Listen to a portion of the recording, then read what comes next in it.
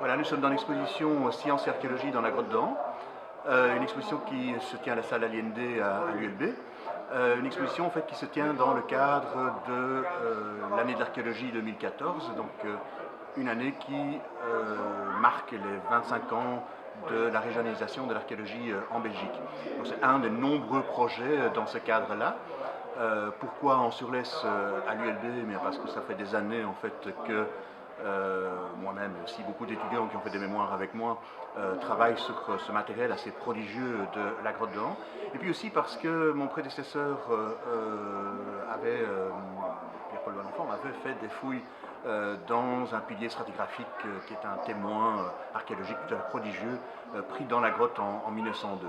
Alors, l'année de l'archéologie 2014 donc, fait le bilan de 25 ans d'archéologie en Wallonie, autant sur des sites qui ont été fouillés dans le cadre de l'archéologie préventive, très en développement actuellement, que dans le cadre de certaines fouilles programmées qui sont plutôt le fait des universités actuellement.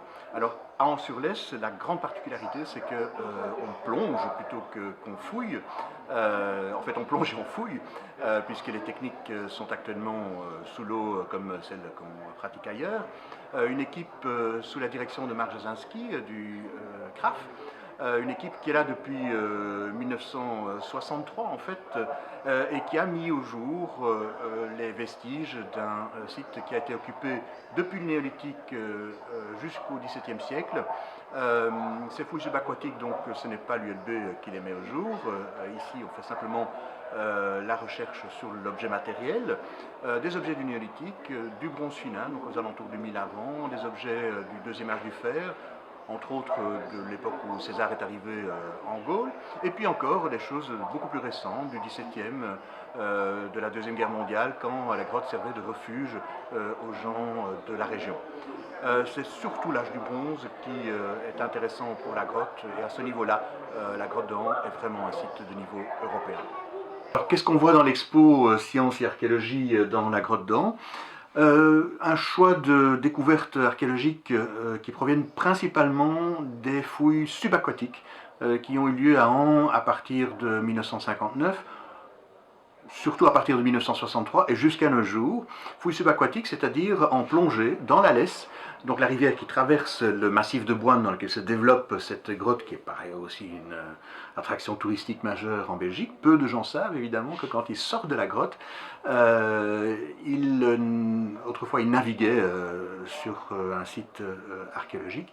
Maintenant, ils passent sur une passerelle, mais en dessous de leurs pieds, site archéologique, c'est-à-dire le fond de la Lesse, le lit de la Lesse. C'est un site archéologique. Pourquoi? Parce que s'y trouvent des centaines, sinon des milliers d'objets de différentes époques, qui ont à certaines époques été jetés délibérément dans la rivière, à d'autres ils sont arrivés accidentellement. À nous de débroussailler l'affaire, évidemment, de comprendre pour les différentes époques ce qui s'est passé exactement dans la grotte. La période la plus intéressante en ce qui me concerne, même ça, c'est parce que je m'occupe beaucoup de préhistoire récente, c'est l'âge du bronze. En fait, nous avons un gisement du bronze final, en gros entre 1200 et 800 avant notre ère, qui est à l'échelle européenne, franchement. Les découvertes sont très nombreuses, beaucoup d'objets métalliques, une céramique abondante également, objets métalliques de très très belle qualité, y compris des objets en or, ce qui est rarissime chez nous, de la céramique hautement décorée, rarissime chez nous également. Il y a quelque chose de très particulier qui se passe à An-sur-Lesse au bronze final. Un collègue autrefois a proposé d'y voir un site de pèlerinage, pourquoi pas.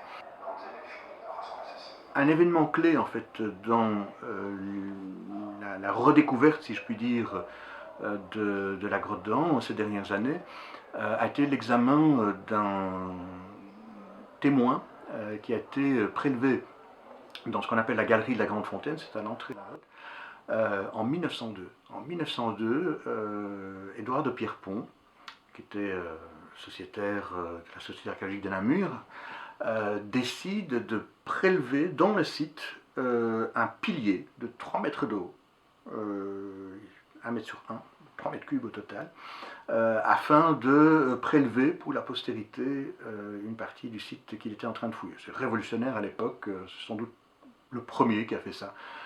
C'est vraiment extraordinaire. Ce pilier existe toujours, il a été conservé dans les caves du musée archéologique de Namur et a été fouillé, en partie, par mon prédécesseur à la chaire de pré-proto-histoire ici à l'ULB, Pierre-Paul Bonenfant, fouillé dans les années 80.